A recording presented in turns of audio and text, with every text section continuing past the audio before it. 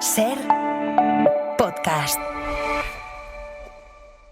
Todos conocemos a Aitor Esteban, él es el actual presidente del PNV. Se pasó más de 20 años en el Congreso de los Diputados, ahí se ganó la fama de ser uno de los mejores oradores, con esa ironía fina. También ahí tejió acuerdos clave, desde los últimos presupuestos de Rajoy hasta la moción de censura de Pedro Sánchez. Pero, ¿quién es Aitor? ¿Quién es la persona que se esconde detrás del político? Hoy vamos a intentar descubrirlo.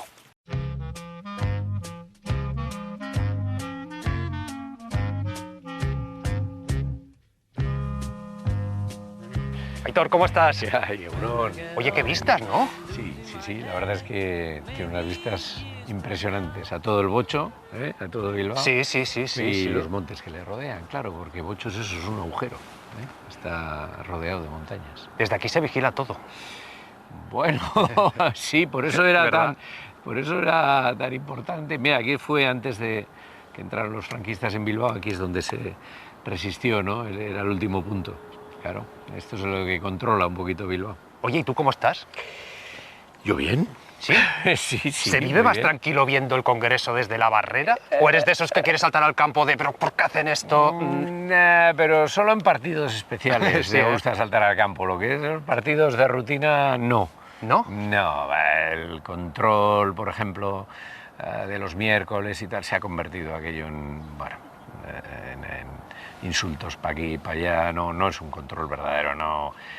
Ahora, luego hay algún debate pues importante, especial, que dices, me hubiera gustado estar ahí igual, pues no, siempre dices eso, pues porque siempre lo sigues, ¿no? Lo tienes que seguir porque, primero porque te gusta, pero sobre todo también porque es parte de tu obligación, de tu trabajo, y a veces dices, hombre, pues yo en eso sí que me gustaría estar, pero es una vez, fíjate, creo que me ha pasado una vez desde que he venido y ya lleva un año. ¿Cuál era?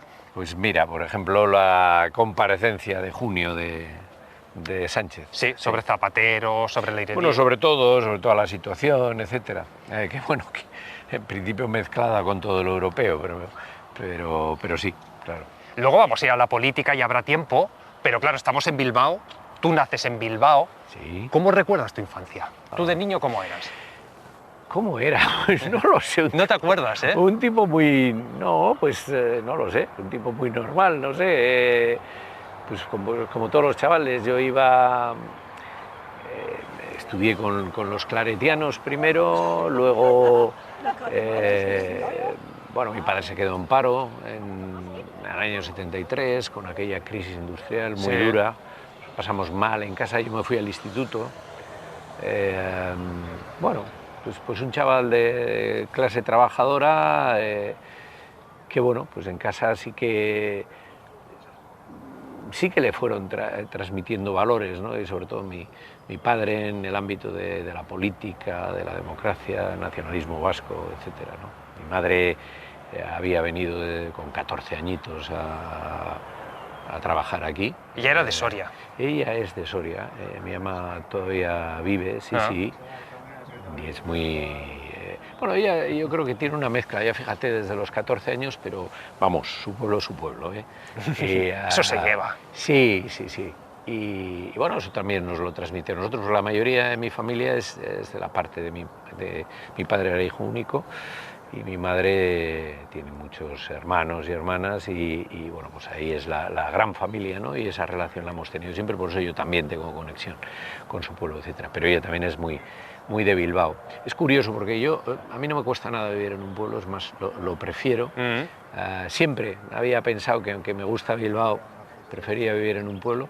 Sin embargo, ella, que es de un pueblo pequeño, sí, le gusta ir de vez en cuando, pero necesita la ciudad. Prefiere ciudad, Necesita la ciudad, pero yo creo que eso es en general. No sé por qué nos llama la atención aquello de lo que no es verdad. venimos. Deseas lo que no tienes, eso es así. Sí, Idealizas sí. lo otro, que eso también pasa mucho. Sí. A ver, Bilbao es muy manejable, Es una ciudad, que puedes ir andando a todas partes. Luego tiene buen transporte público también, si quieres. Y es una ciudad agradable para vivir. Eso sí, te tienes que acostumbrar a que aquí llueve. Claro, si no, no tendríamos este verde tan Eso brutal. es, bueno, y que siga lloviendo, ¿no? Porque esto, el cambio climático, a veces nos trae unas rachas... Es verdad. Eso te lo dice la gente que está con la huerta.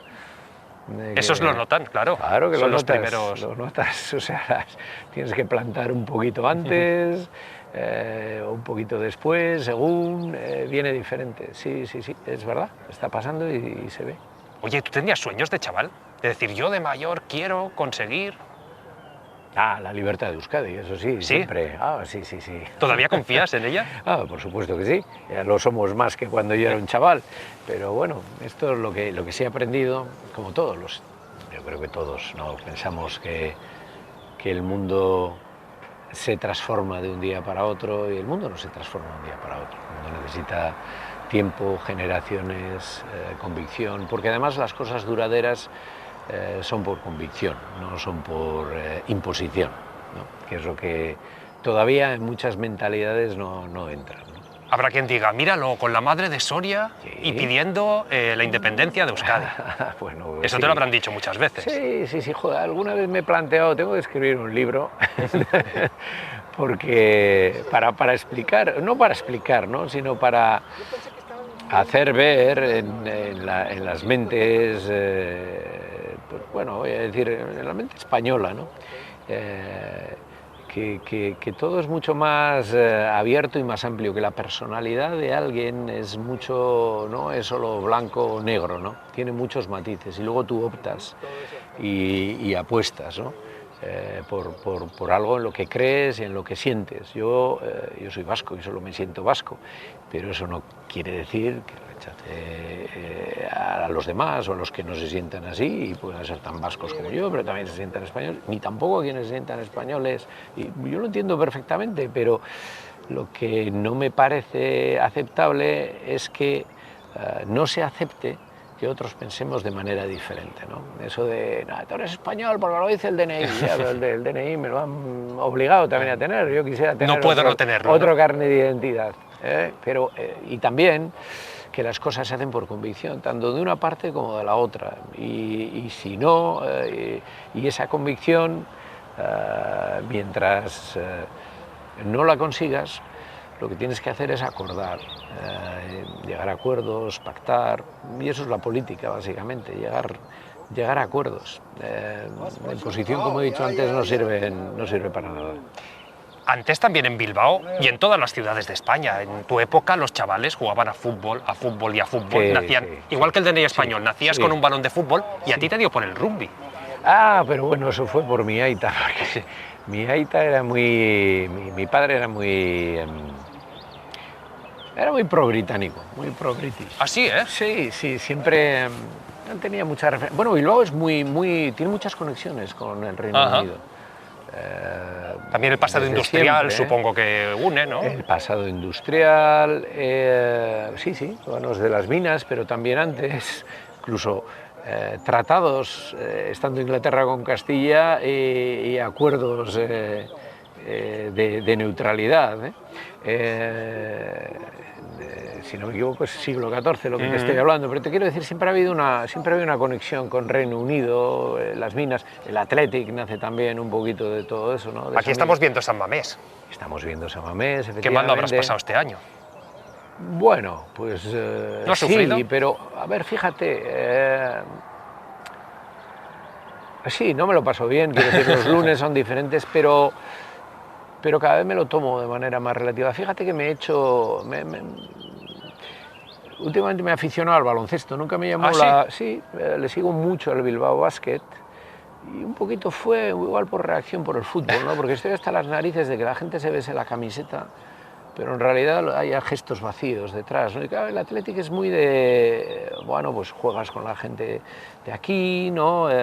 Te sientes como una gran familia y tal, y bueno, hubo una racha en el Athletic de un montón de jugadores que lo que hicieron fueron esos gestos vacíos y luego irse, y que yo lo entiendo, pero entonces no beses tanto el escudo, ¿no? Así que dije, bueno, mira, el básquet son gente que están cambiando continuamente, sabemos a lo que vienen, tal, pero vamos a disfrutar un poquito y esto me lo voy a tomar con más relativo, ¿no? Yo sigo siendo del Athletic, soy socio del Athletic, voy a ser del Athletic siempre, pero ya, bueno, las victorias, las derrotas me las tomo con más tranquilidad. También me dicen lo contrario, me suelen decir, joder, pues alguna victoria, incluso la propia Copa Sevilla, yo no fui a Sevilla. como me parecía, digo, me venía también, tenía un tema de trabajo que tenía sino que cambiar y tal, pero aún así no estaba muy motivado. Luego lo disfruté mucho, ¿no?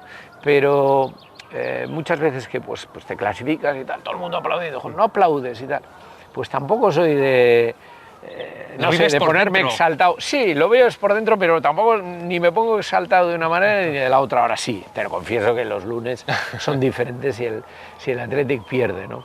Eso es verdad. Sí, esto era muy de fútbol, pero como te decía yo, lo de rugby fue porque Aita me llevaba de pequeño a ver en San Ignacio, jugaban en el barrio de San Ignacio el equipo que luego jugué yo, el Bilbao Rugby Club. Ajá.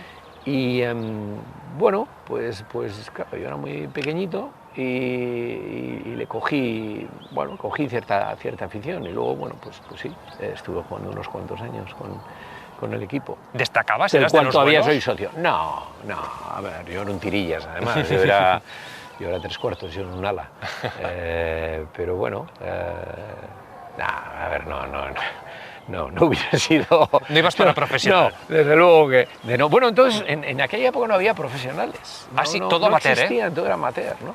Luego ya empezó a profesionalizarse el rugby, ¿no? Y, claro, cambian los cuerpos y cambia el estilo de juego, no tiene nada que ver aquel rugby. A mí el rugby claro, y que lo veía también en casa era cuando daban aquellos, televisión blanco y negro, los partidos de 5 naciones. Yo soy muy... no sé por qué siempre con los galeses y tal, ¿no? Que ahora se lo están pasando un poco mal. Y me encantaba cuando decían aquel, tal, número 1, fulanito y tal, panadero, número 2, de talonador, fulanito, policía, sí. El otro no sé qué tal, cada uno tenía su profesión, ¿no? Y luego jugaban a... Claro, luego cuando se profesionalizó esto ha cambiado mucho. Claro. Pero afortunadamente, fíjate, hace unos meses, en mayo, fueron las finales europeas, digamos como la Champions y la Europa League de rugby, en San Mamés. Qué bueno. Vale, 4 equipos, 4 aficiones diferentes, todo el mundo mezclado en el campo, ningún problema, en las calles ningún problema, los hosteleros estaban encantados, la gente estaba encantada. Rugby, parece muy violento, pero una ética no solo por parte de los deportistas, sino por parte de las aficiones también, que diferente al fútbol. ¿Eso te ha curtido en tu forma de entender la vida, la política, esos valores del rugby? Supongo que parte también, ¿no? Pero sí, ese valor del rugby, sí, del respeto al contrario, ¿no? Al adversario, de que sí, también hay un momento para celebrar con el adversario y para poder tener pues una relación, no es el enemigo. ¿Hasta cuando pierdes? Hasta cuando pierdes, porque es que no siempre ganas en la vida. No siempre ganas en la vida. Y mira, muchas veces suelen ser empates, ¿eh? Son empates más satisfactorios o menos. En política, desde luego, la mayoría de las veces suelen ser empates. Casi siempre. De suma 0 a veces de suma... Pues, bueno, tiene que ser de para suma todos. Positiva para ambos, ¿no? O para ambos o para más partes si las hay, ¿no? Hay que intentar que sea de suma positiva, porque si no es muy difícil llegar a acuerdos. Por lo menos que no sea negativo, ¿no? El saldo, el balance para ninguna parte. Tú con 16 ya te afilias al PNV, sí. Y me decías, la conciencia política ya venía desde casa, pero no sé cuándo tu cabeza dice, por aquí hay un camino que quiero transitar. Bueno, ahí está, mi padre, yo tengo muchos recuerdos de mi padre de verle, intentando captar la emisión de Radio Euskadi que se emitía desde Venezuela, sí. Desde la selva venezolana, y yo recuerdo, es que tengo en la cabeza la sintonía, ¿no? Aquí Radio Euskadi y la voz de la resistencia vasca, tal. Y bueno, ¿qué es lo que pasaba? Que yo me enteré muy tarde. A ver, los franquistas intentaban meter un loro, meter una señal que anulara la emisión y que no pudieras escuchar. Como los inhibidores de frecuencias de ahora, pero... Entonces Aita siempre estaba ahí buscando una esquina y tal. Pero luego me enteré, después, él nunca me lo contó, mi padre hizo la mili en transmisiones aquí, en Archanda. Vale. Ahora ya no está el ejército aquí, pero estaba allí. Y entonces ya había fallecido él, y una vez un compañero suyo, que se me presentó él, compañero suyo aquí de la Mili, Sí. que es afiliado nuestro y tal, y joder, sí, joder, con vosotros y tal, joder, sí, ahí está, lo de Radio Euskadi y tal, y joder, el oro y tal, y me dice, joder, éramos nosotros los que teníamos que meterlo, porque nos mandaban nosotros, y nosotros lo quitábamos, y de nosotros también lo quitábamos para que se pudiera escuchar también, o sea, era una pantalla de gente que lo tenían que hacer, pero lo quitaban también para que se pudiera, y bueno, ahí está siempre. Yo recuerdo, ya lo he contado alguna vez, en la época de Franco, abrió una tapa de una persiana y sacó varios libros, me dio El árbol de Guernica de Styr y me dijo, toma, léelo. Y bueno, yo lo recomendaría a toda la gente, es una crónica del corresponsal del Times de Londres sobre la guerra civil en Euskadi, ¿no? Él tuvo bastante libertad para moverse y tal, sí. Entonces crítico, pero cuenta un poquito las cosas y bueno, siempre ha sido una figura muy estimada aquí en el país, hasta el punto que en Guernica tiene una estatua hoy en día. Pero ese libro a mí me marcó y luego, bueno, lo que te contaba él y te contaba mucho, él tenía en la cabeza, bueno, pues todo el relato de lo que había sido el gobierno del 36, etcétera, etcétera, ¿no? Evidentemente, yo sentía un compromiso de ese tipo, ¿no? De hecho, mira, ahora que vemos Deusto también ahí, sí. Un día estábamos paseando, era época de Franco todavía. Ajá. Yo no hablaba euskera, pero no es mi lengua materna. Pero hablas evidentemente. Sí, pero el euskera entonces no lo hablaba y le dije, Aita, ¿por qué no me enseñas? Vale, empezamos mañana. Y mi euskera básico es de Aita. Aita nunca lo llegó a hablar, pero sí controlaba, porque él era un apasionado de la filología. Bueno, de hecho, las he heredado yo. Yo tengo yo creo que son más de 500 gramáticas de diferentes idiomas en casa. Qué bueno. O sea que si quieres aprender telugu, no compres el libro. Me paso un año ahí en tu casa. Llámame, no, te paso el libro. Y bueno, pues él me empezó a enseñar y tal, ¿no? Y él me transmitió. En aquellos tiempos todo estaba un poco mezclado, ¿no? También ETA, una cosa también diferente, la situación diferente, aunque luego ya me dejaron claro lo que eran, ¿no? Ellos yo recuerdo, mira, te voy a contar una anécdota. Sí. Yo me afilio, como tú has dicho, en el 78, con 16 años. Tenía ya metido en la cabeza, no fui antes porque en mi familia no había nadie afiliado, yo no tenía ninguna conexión con...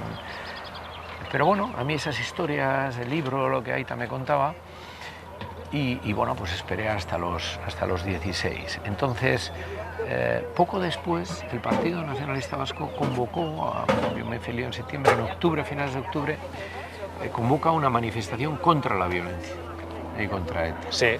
Fue la primera manifestación contra la violencia. La convoca el PNV. Bueno, yo con mis 16 años no entendía nada. Todos somos nacionalistas, todos estamos en contra de lo que ha sido esto, Euskadi libre, tal. Es la única manifestación convocada por el PNV que no fui.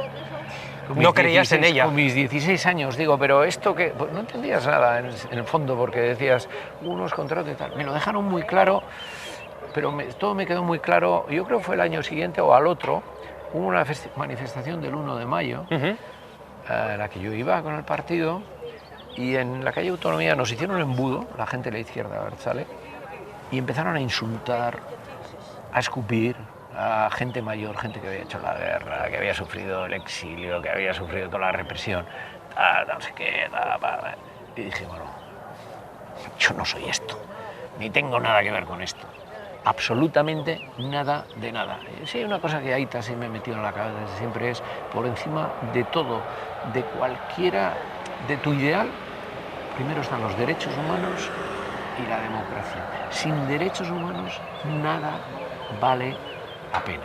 Qué bueno. Y eso, bueno, yo eso en el PNV lo encontré.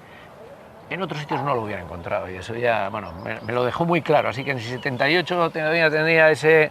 El 79 me lo dejó muy claro. Oye, que me hablabas de ETA, de esos años, de cómo es tu despertar, tu cambio de chip. ¿Tú llegaste a pensar que eso sería un elemento intrínseco de Euskadi? ¿Cuál? la violencia, el terrorismo. Bueno, yo pensaba que no iba a pasar. Evidentemente, cuando ya ves que, o sea, que, bueno, pues conseguidas las instituciones democráticas, etcétera, etcétera, iba a acabar. Cuando ves que sigue, te casas, tienes hijos, tus hijos van creciendo y sigue, y bueno, hay un momento que dices, ¿hasta cuándo va a seguir esto? No, sinceramente, y piensas que puede ser para toda la vida de tus hijos. Sí, lo piensas. Hay un momento que lo piensas. Y que la sinrazón y la cabezonería, y te diría que la falta de normas morales han calado en el país y que ya es prácticamente imposible quitarlos, ¿no? Y yo te diría que un pozo han dejado, ¿Sí? Incluso que ha desaparecido la violencia. Pues lo noto en que, bueno, Bilbao no, evidentemente, pero en algunas poblaciones medias o pequeñas todavía hay esa presión social y la gente no quiere distinguirse. O sea, tú imagínate un pueblo, bueno, te digo ya el PP o el PSOE, pero el PP y el PSOE tampoco tienen tanta base, quiero decir, a la hora de tener votos. Pero un PNV, por ejemplo, imagínate un pueblo de 6.000 habitantes, que tiene 6.000, 7.000 y pico, que tiene 13 concejales. Ajá. Y 13 no, tiene 11. Vale, 4 de ellos son del PNV. Bueno, pues los 4 son de fuera del pueblo. Porque, y no, eso quiere decir, si tú sacas 4 concejales tienes gente. Pero cuando les pides, oye, da el paso y tal, joder, tal, lo que quieras desde fuera, no me pidas esto. ¿En 2026 está pasando eso? Sí, porque los chavales, ¿no? En la Icastola o tal, porque, joder, mi mujer tampoco, la presión en la calle, oye, los que te saludan te van a dejar de saludar, o no. Sí, está pasando eso, sí, claro que pasa. Desde fuera parece que no, nadie te va a hablar de eso. Pero claro, luego lo ves en el dato, ¿no? Dices, tengo que traer 4 personas de fuera aquí, que tenemos, pero la gente luego no se atreve. Depende de qué pueblo, depende de qué lugar, depende de qué zona de Euskadi, pero todavía pasa, esa presión social sigue existiendo. Sí.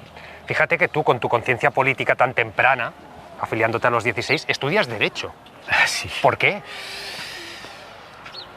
Pues fíjate, yo hubiera estudiado Historia, que luego hice algo, ¿eh? Yo tengo aprobados 2 años de Historia, luego, claro, pero ya tenía hijos, ya no me es daba, un poco... no me daba, era complicado, ¿no? Pero no lo sé, creo que hice Derecho al final, un poquito porque bueno, pues si puede servir para que Euskadi, que también visto desde una perspectiva ya de mi edad, dices, joder, también en Historia podrías haber hecho... Pero, bueno, pues si puedo servir más como elemento para el país, pues bueno, pues voy a estudiar Derecho. Y luego porque también me parecía una carrera que era muy abierta, ¿no? Ajá. Tú la estudias, pero luego, oye, puedes irte... Es amplio, ¿no? Sí. Pues yo qué sé, medicina y...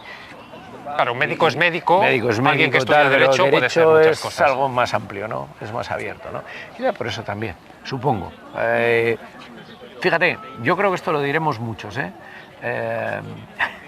que al final lo que nos gustaría es estudiar ahora la carrera, con la que ya sabes... Volver, pero eso yo creo que nos pasa a todos yo creo que en nos cualquier pasa a todos, carrera. ¿verdad? Porque, joder, ves mucho más las aplicaciones de aquello que estabas estudiando, e incluso le ves el intríngulis, la problemática, tienes más curiosidad por saber cómo funciona eso. Pero sí, bueno, yo luego hice doctorado, yo soy doctor en Derecho y sí. Y fuiste profesor, de hecho. Fui profesor. ¿Qué aprendiste de eso? Bueno, ahora ya es Bolonia, ya no sé, joder, si tuviera que, porque tengo excedencia, pero ya no voy a volver, evidentemente. ¿No te apetece? Aunque sea un año... Yo creo que ya no. Bueno, si hay que dar alguna conferencia, alguna charla, algún tema de... Sí, yo creo que ya no lo sé. Pero, porque además ha cambiado mucho aquello, ¿no? Experiencia interesante, dura, ¿eh? Dura en el ¿Por sentido... el contexto? No, el contexto, si te refieres al contexto político y tal, no. Pero sí, si lo quieres preparar bien, porque eso te exige mantenerte al día en una materia que está cambiando. Yo daba Derecho Constitucional, que estaba cambiando. Date cuenta que era la época en la que el Tribunal Constitucional hizo sentencias muy importantes, que luego fueron fijando lo que era el marco de la Constitución. Entonces, estaba cambiando el tema continuamente y eso te obliga también a estar al día. Si además no estabas full time en la universidad, como no estaba yo, eso te obligaba, bueno, pues a dedicar un montón de tiempo y tal. Pero bueno, enriquecedora por otra parte. Estuvo bien. Estuve bastantes años de profesor en la universidad, ya te digo, lo hice el doctorado, pero no daba solo Derecho, yo daba Constitucional, di Derecho Administrativo, también la historia de las instituciones forales vascas y tal. Y luego también en Antropología, entonces había lo que se llamaba libre elección, ¿no? Entonces se podía apuntar gente de cualquier facultad, y era la que más me divertía, que era Historia y Cultura de los pueblos indígenas de Norte y Mesoamérica. Que ayer es un experto. Esa me encantaba. Bueno, algo he leído. Si te he dicho que tengo gramáticas en casa, claro, quiero contar los libros que tengo de temas indígenas. Y creo que has estado ahí, que los has visitado, que has convivido. Sí, tengo relación también, sí, con gente, sí, claro. De ahí también habrás aprendido muchas cosas. Sí, bueno, todo evoluciona, pero fíjate la resiliencia, ¿no? Porque hay rasgos, y sobre todo lo ves en comunidad, ¿cómo lo puedes mantener, ¿no? En un mundo tan moderno, tan interconectado, tan digitalizado, que puedes estar aquí, pero al mismo tiempo virtualmente allá, ¿no? Con unos idiomas poderosos, ¿no? Que, pues fíjate, ¿no?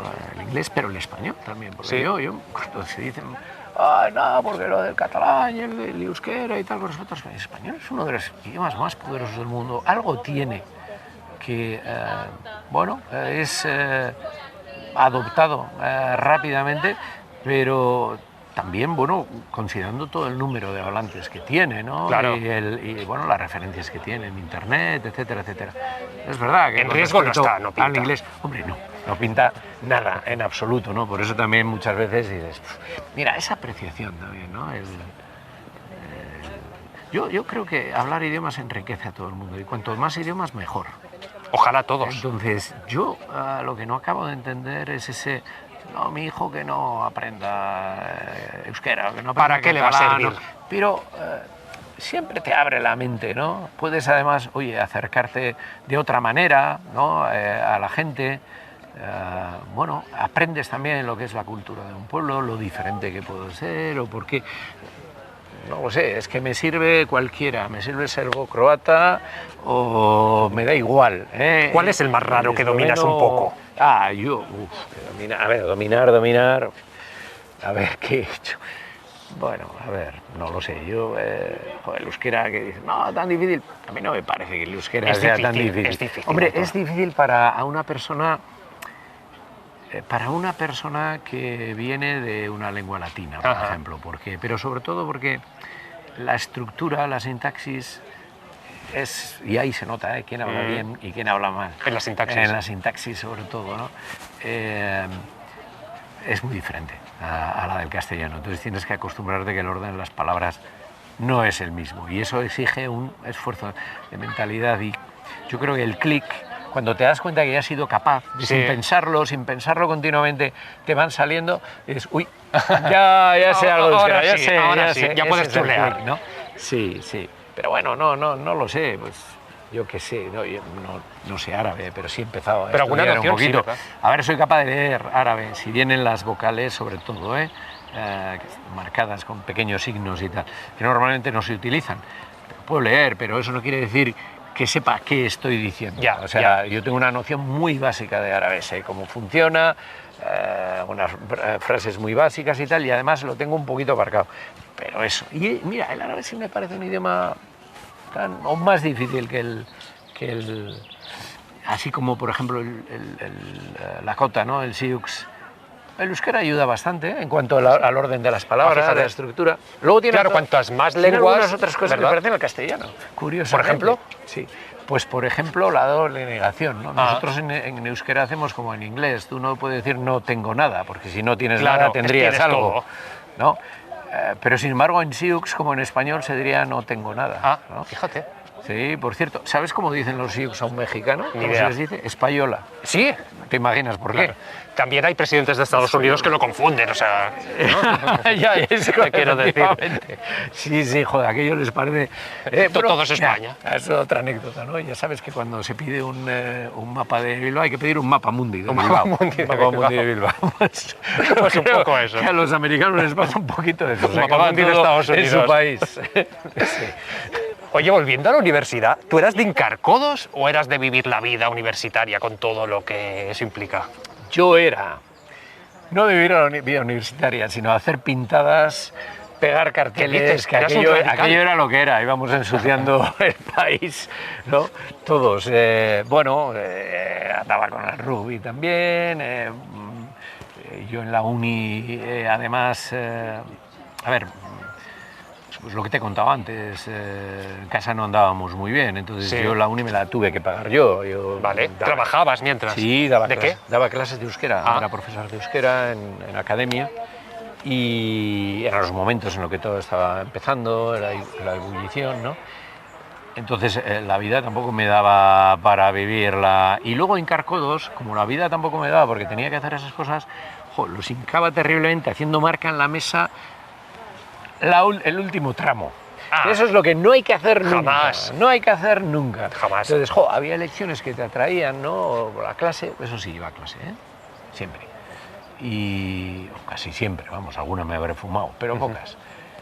Y, joder, había algunas que se seguían, ¿no? Te atraía y tal, joder, pero había algunas otras que... Y no, amigo, Eso pasa. había que hincar codos, Claro, ¿no? esa recta final. Hincar codos, que me de acuerdo sprint. que era un desastre, porque yo...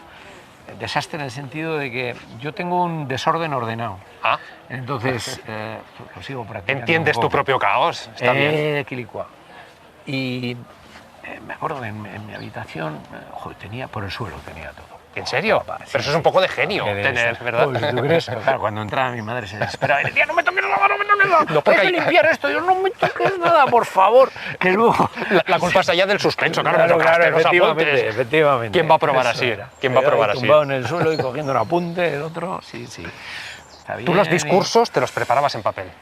Yo los discursos, a ver, ahora eso no es propaganda, claro, eso, porque hay mucha gente no se adaptará a ellos. Como llevaba un montón de cuadernos, ahora es lo remarcable, Ajá. que es un cuaderno electrónico, está bien y tal. Pero sí, o sea, yo normalmente lo que hago es, tomo una serie de notas, que es una especie de esquema. Ese esquema lo relleno un poquito más y normalmente eso es lo que llevaba. O sea, no es a el los plenos. no es todo A el veces escrito, sí son las ideas. A veces sí llevo Vale. el escrito. ¿A qué llevaba el escrito? Para una primera intervención, si era un debate que se podía cortar el aire con el cuchillo por la tensión que había, dices, ostras, voy a medir las palabras. Porque en un momento en el que estás ahí en la tribuna, igual dices una palabra que no está completamente afinada y puedes montarla. El titular está ahí. Claro, el titular o la bronca con otro partido político que tampoco estás buscando. O entonces, en los que sabía que iba a haber una tensión tal, la primera intervención sí que la llevaba.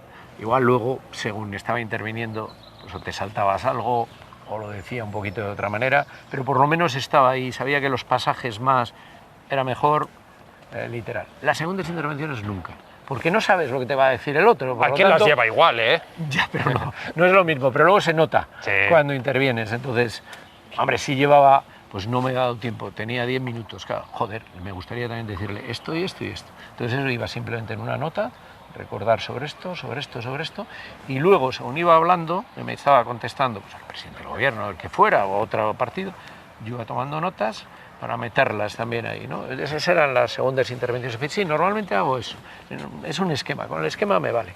Qué bueno. Y como marido y como padre, ¿cómo eres? ¿Qué nota te pones tú? Bueno, ¿Sí? no lo sé. Va, venga, me pongo un 5. ¿Un 5? Venga, va, no, Pero- no me pero- voy a poner. pero un Es que 5 la nota nunca se la tiene que poner. Ya, eso es si feo. te la pones tú, vamos a poner Es un feo. 5. Creo que suspender no he suspendido, Vale. pero que tengo capacidades manifiestamente mejorables. Fíjate, todavía me acuerdo tengo la imagen de mi hijo pequeño. La primera vez que me fui a Madrid, me fui a dar un beso, estaba dormido en la cama, tenía 8 años. luego me he perdido un pilón de cosas. Yo recuerdo también que llegabas pues todas las semanas, tienes que ir a Madrid, ¿no? Y llegaba luego pues el jueves a la noche, o a veces viernes, ¿no? Y claro, yo entusiasticamente con los críos y tal. Entonces cuando me decía mi mujer con mucha razón, claro, aquí viene el lenchero, ¿no? Aquí viene la alegría, no pasa nada, ¿no? Pero claro, tú te has chupado la bronca en la Icastola de no sé qué, ahí está. Lo que pasó el otro día, no sé qué, y ahora va, claro, y dices, ostras, pues tenía igual que haber estado, o, bueno, o yo qué sé, no lo sé. ¿Eso te ha perseguido? Y luego, bueno, no me persigue. Vale. Pero a veces lo pienso, si no, no te lo diría ahora. A veces lo pienso, porque claro, yo he pasado, pues, ¿cuántos? 21 años, ¿no? Más de 20, sí. 21, ¿no? Creo, en Madrid. Y esos son muchos años, todas las semanas, etcétera. Bueno, menos el verano y tal, pero bueno, eso y luego siempre puedes mejorar. Quiero decir, al final notas, bueno, cada uno cumplimos roles, ¿no? En la familia. Pero yo sigo pensando que el clavito del abanico, el que lo mantiene unido y el que tal, es mi mujer, es Itxaso. Yo creo que... no soy... Supongo que cada generación nos vamos perfeccionando más, ¿no? Pero yo todavía estoy en una especie de a caballo entre, evidentemente no soy lo que era mi generación anterior, pero todavía a lo que tenemos que aspirar y a lo que creo que se encamina y va la generación siguiente tampoco he llegado. Estoy ahí. ¿Pero eres feminista? Sí, a ver, yo no tengo ninguna duda de que la reivindicación es necesaria y de que hay una discriminación evidente, a veces sin necesidad de normas. No lo veo en el propio partido. Una de las cosas que dije hace un año fue que uno de los temas que me proponía es más visibilidad de las mujeres, porque es que además cuando, al menos desde mi punto de vista, cuando veo el arco de lo que tenemos de nueva generación para que aparezca, para que vaya tomando responsabilidades, es que veo más mujeres que hombres. Y aparte, pues es que creo que es necesaria una mayor presencia en puestos de responsabilidad, pero fíjate, hasta que ahora ha llegado Maribel Vaquero, que ha sido mi sustituta, sí. No habíamos tenido nunca una mujer Bueno, ahora mira, somos pocos, claro, Euskadi es pequeña y somos 5 parlamentarios, 3 son mujeres. Por primera vez hay más mujeres que hombres en el grupo parlamentario. Pero no ha habido una Lehendakari todavía. No ha habido una Lehendakari, pero hay una diputada general, hay 2 diputadas generales, ¿no? La que mandan, la de Vizcaya y la de Guipúzcoa. Ya sé, esta institución no existe en el resto del Estado, pero aquí, bueno, todas las haciendas dependen de ellas, todos los servicios sociales, temas de agricultura, transportes, bueno, tienen competencias importantes y ambas son mujeres y luego presidenta del Parlamento Vasco sí, también es una mujer. Ajá, totalmente. ¿Y el Congreso cómo lo ves? Porque tú llegaste en una época que se decía está todo muy crispado y lo estaba porque acababa de llegar Zapatero, el PP estaba manifestándose, los trenes, pero claro, el momento actual es eso más el ingrediente de Vox, de la extrema derecha. Bueno, ya, pero con Ciudadanos también era de pegolete el tema, O sea, porque no, es un partido de centro, jope, de centro, o sea... ¿Qué centro más desplazado, en el Parlamento eran terribles, ¿no? Y bueno, ya... de la banda. Efectivamente, sí, el de la de mariachis. Sí. Pero fíjate, también ya se empezó todo a liar la cosa cuando entra Podemos, ¿no? Porque aquello era toda una novedad, claro. Y luego, bueno, pues efectivamente Ciudadanos, lo de Vox se han pasado absolutamente todos los límites. Lo que ya me produce Vox, te lo puedes esperar. Creo que ahí desde la presidencia se podían haber cortado las cosas desde el principio y cerró pensando que si te metes con ellos van a coger más fuerza. No, hay que poner las cosas claras. Esa era mi opinión. Pero lo que más peligroso me parece es que luego hay otras fuerzas políticas, por ejemplo el PP, que imiten. No puede ser. Yo creo que yo todavía sigo distinguiendo entre partidos que se supone que son, bueno, institucionales y que creen en un sistema, bueno, aunque te quiera salir del sistema, pero que crees que hay unos patrones que son los que tienen que regir un poco la conducta, ¿no? Y luego los partidos, si quieres llamarlos antisistema o fuera del sistema, ¿no? Y, ostras, ahí las formas también son importantes. Por eso es lo que transmite a la sociedad. ¿Y se puede hacer amigos en Sí, la política? hombre, sí, claro. A pesar Sí. de los intereses cruzados, de las luchas de poder. Sí, por supuesto que sí. Bueno, joder, sí. Incluso puedes hacer amigos dentro de tu grupo parlamentario, que decía uno. No, a ver, quiero decir, sí, claro que sí. Bueno, sí. Lo importante son las personas. Te puedes encontrar en otra bancada una persona que digas, joder, pues me cae bien por esto, por lo otro, tienes afinidad. ¿Tú tienes amigos en Podemos, por ejemplo? Sí, bueno, a ver, con gente de Sumar, con gente de Podemos, con gente de Esquerra, con gente del PP también, con Vox, ¿no? No,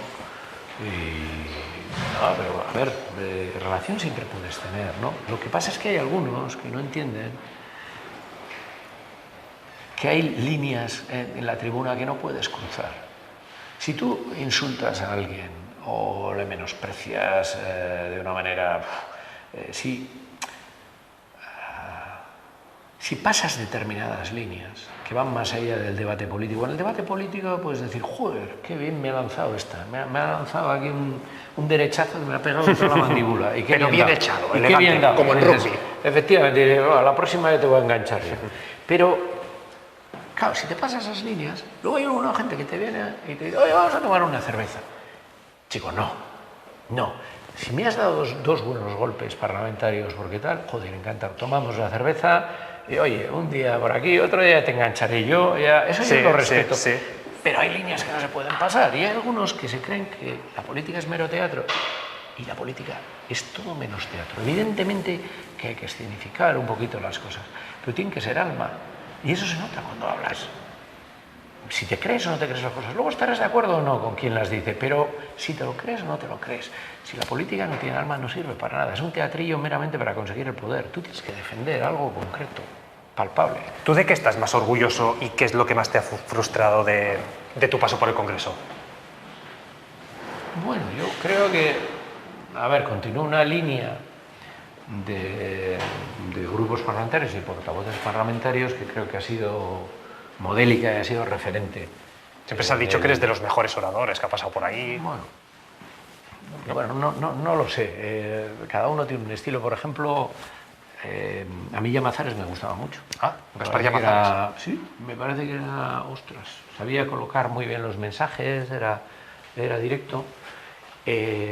Pero, como te digo, al final, ¿orgulloso de qué? Pues orgulloso de que la trayectoria del grupo parlamentario y del partido ha sido reconocible, y luego, pues orgulloso de haber podido hacer política que consiste en llegar a acuerdos, en que esos acuerdos luego se materialicen. Bueno, pues ya me vale con eso. ¿Cuál es la negociación más dura que has llevado? No lo sé, pero hemos tenido negociaciones muy difíciles. Yo qué sé, por ejemplo, la del... No lo sé, por decirte alguna, pero hemos tenido muchas, pero la del ingreso mínimo vital, claro, nosotros, esto lo que nos suponía era un problema si no se hacía bien y sobre todo si no se nos transfería, porque nosotros teníamos la renta de garantía de ingresos. Sí.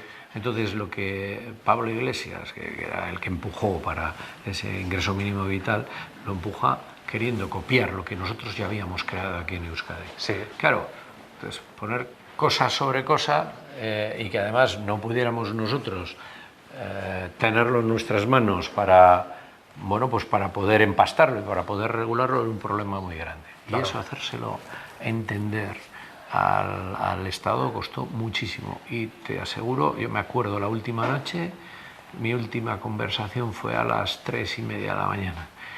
Y luego a la mañana siguiente empezamos también muy temprano. Había que cerrar para si poníamos una enmienda nosotros que hubiera hecho estallar todo o no, pues a las 12 menos un minuto y se cerraba a las 12. Y teníamos una persona en el registro preparada para presentarla. O sea, fue al límite. Bueno, lo medimos bien y se hizo bien, pero sí. ¿Quieres ver? Bueno, la primera curriña que se diseñó... El primer diseño es de Sabino Arana, ¿no? Fue de su puño y letra. Y de su... Es este. A ver. ¿En serio este es el boceto original? Sí, su letra.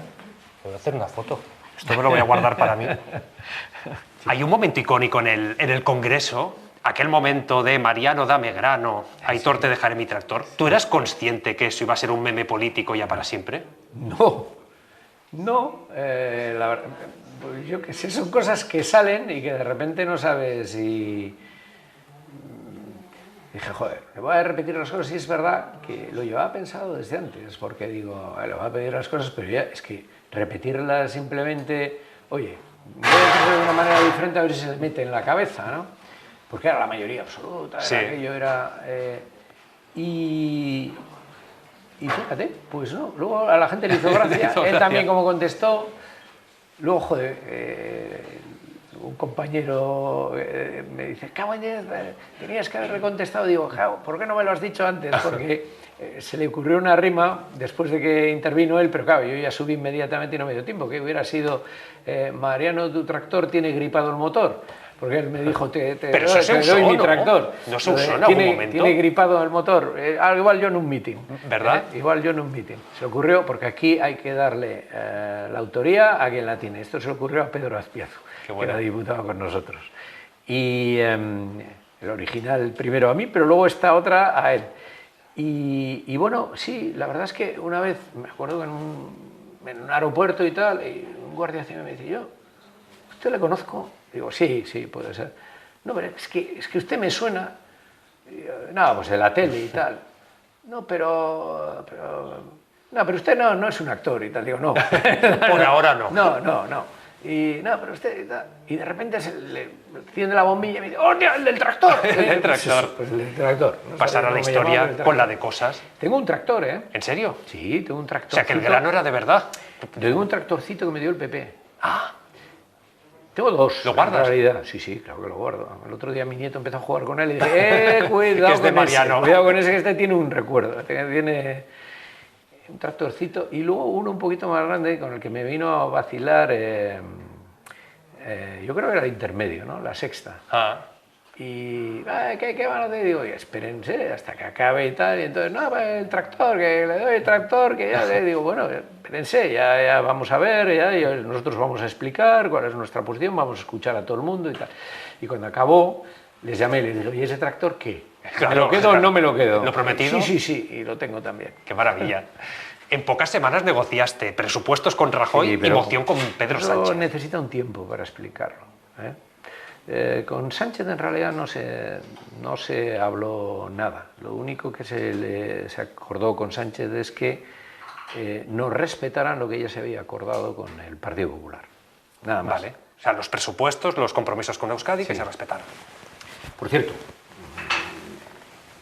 ha salido Pablo Iglesias diciendo que nos engañó, diciendo, vamos, Pablo o tiene un mecanismo de memoria que le ayuda mucho a creerse que es el amo, o le falla mucho la memoria, porque eso no es así, no es verdad. La interlocución era con el PSOE, muy corta, por cierto, o directamente con el propio ¿Cuánto Sánchez. tiempo negociasteis? Nada.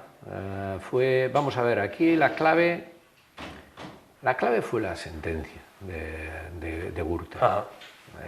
Nosotros habíamos llegado a un acuerdo, por cierto, mira, igual es un poquito largo, pero te explico. Yo no tengo prisa. Yo un poquito, pero voy a intentarlo. Vamos a ver, mira, nosotros primero hacemos que el PP retrase la aprobación de presupuestos, porque le decimos que hay que acabar con el 155. Yo te lo voy a contar tal como lo vivimos. Sí. Porque lo que queríamos es que volviera un gobierno normalizado de la Generalitat y no controlado, digamos, por el gobierno español. Todo esto se retrasa. Llega un momento en el que Montoro dice, oye, lo tengo que presentar ya en mayo, porque si no, bueno, lo presenta. Nosotros pensamos que también se va a levantar porque es cuando nombran a Torra, pero Torra decide, en cuanto hubiera un nuevo gobierno, desaparece el 155, pero Torra decide no nombrar a los consejeros todavía. ¿Nombra consejeros encarcelados? No los nombra todavía. Y nosotros tenemos los nombres de todos los consejeros, lo sabíamos, pero no los nombra. Vale. Y no los nombra, ¿por qué? Porque esperaba darle una patada en el culo a Rajoy utilizando la pierna del PNV. Y claro, nosotros ayudamos todo lo que pudimos para que el 155 acabara, pero lo que tampoco íbamos a perjudicarnos nosotros. Yo recuerdo una rueda de prensa, probablemente una de las más difíciles que he tenido que dar en mi vida, que acabé diciéndole a la prensa, oye, y no me contestaron nada, con lo cual algo de credibilidad tendría. Dije, no, es que el 155 va a desaparecer. No, pero ustedes dijeron, pero... Le digo, va a desaparecer y muy pronto, confíen ustedes en el PNV. Oye, nadie dijo nada. Lo cierto es que a los 7 días se levantó, porque ya se hizo el nombramiento. Yo me acuerdo que los nombres se los di a mi ejecutiva, les dije, guardadlos. Y el día que ya se nombren, abridlo a ver si hemos fallado en alguno. Si he fallado en alguno, los clavé, porque tenía muy buena información desde Cataluña. Bien, todos nosotros aprobamos el presupuesto. Y entonces, ¿qué es lo que pasa? Que se presenta la moción de censura. Y yo recuerdo que desde que se presenta hasta que se discute, me acuerdo que me llama Soraya de Santa María un día, había entrado otra vez la policía, tal, a la Diputación de Barcelona, yo pensaba que era por eso, y me dice, no, es que mañana va a salir la sentencia de Gürtel. Digo, ya lo sabía. Sí, pero había esperado que se aprobara el presupuesto. Vaya. En primera instancia, luego ya había que pasar, pues, digo, ostras, ¿y cómo va? Bueno, tal, bueno, Regulinchi, bueno, claro, entonces, cambian las circunstancias, ellos sabían que iba a salir, pero no nos lo dicen hasta después. Entonces, se presenta. El primero que dice, me voy y no quiero saber nada, es Ciudadanos. Rivera dice, no, lo dejo, tal. Inicialmente sí. Luego lo dice también PDeCAT. Y claro, ya no hay ni mayoría ni absolutamente nada, ¿no? Nosotros damos tiempo. Y le vamos diciendo al PP, oye, ir pensando, tiempo, la sentencia es grave, tal, pero aguantamos hasta el último momento y sin tomar la decisión, que veíamos cuál era la evolución. Ese gobierno se hubiera mantenido ya estaba en absoluta minoría, no tenía, pero aparte de eso estaba la sentencia de Gürtel. Y desde luego la sentencia de Gürtel, el obiter dicta que tenía, vamos, nadie hubiera entendido en Euskadi que se hubiera seguido manteniendo el gobierno. Y entonces, bueno, nosotros lo que hacemos es votar a favor y somos decisivos, es verdad. Lo que tengo luego que hacer es un problemón porque Pablo Iglesias se empeña en cargarse nuestro acuerdo con el PP y quiere darle la vuelta, o sea, el PP lo que hace inmediatamente, rebotado, es poner enmiendas a todo lo que había pactado con nosotros en el Senado. Y Pablo Iglesias lo que pretende es, efectivamente, dar el ok a esos cambios que había hecho el PP en el Congreso. Y ahí tengo que ponerme a hablar con él y explicarle uno a uno, oye, mira, tú, que esto es un tema ecológico, que no tiene nada que ver con lo que dices, que tal, oye, que hemos hablado con el PSOE, que se van a mantener los acuerdos, etcétera, etcétera.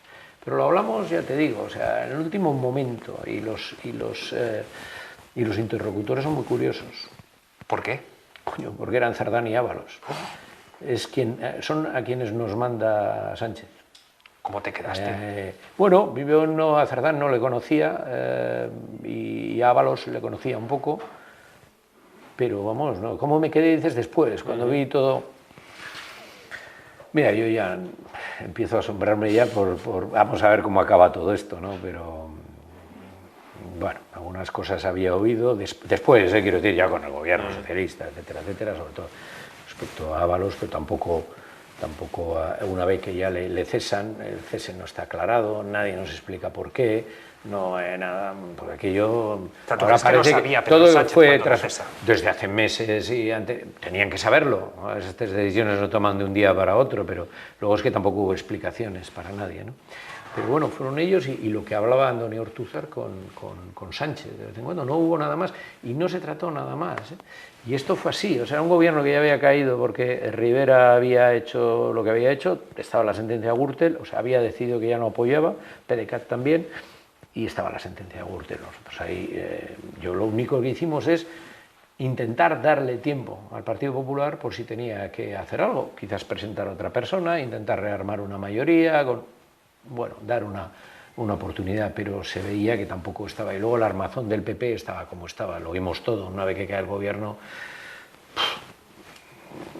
40.000 candidatos a suceder, bueno, peleas internas, estaba como estaba el gobierno detrás, ¿no? Nos tenemos que ir ya, pero en esta charla ha quedado claro que crees en la política, en la buena política. Sí, claro. ¿Y fuera de la política, crees en algo? Sí, claro que sí. Creo en mi país, creo en la amistad. ¿Pero en Dios, por ejemplo? Sí, yo soy creyente.